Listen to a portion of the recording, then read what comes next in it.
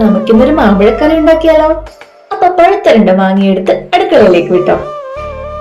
ഇനി മാങ്ങക്കുട്ടന്മാരെ തോലൊക്കെ എറിഞ്ഞ് വെട്ടിയെടുക്കാം. നന്നെ ചെറുതാക്കാതെ വേണം മാങ്ങ കഷ്ണങ്ങളാക്കാൻ.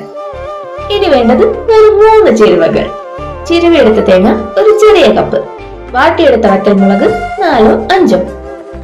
ഇനി നമുക്ക് പണിയൊന്നുമില്ല കേട്ടോ.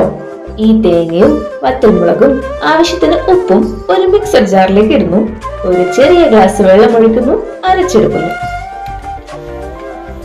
നമ്മുടെ മാമ്പഴക്കറി ഇപ്പൊ റെഡിയാകും.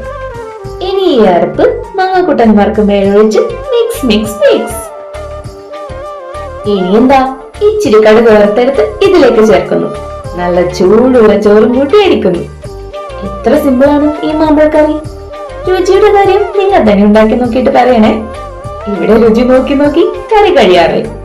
അപ്പോ താങ്ക്സ് ഫോർ വാച്ചിങ്.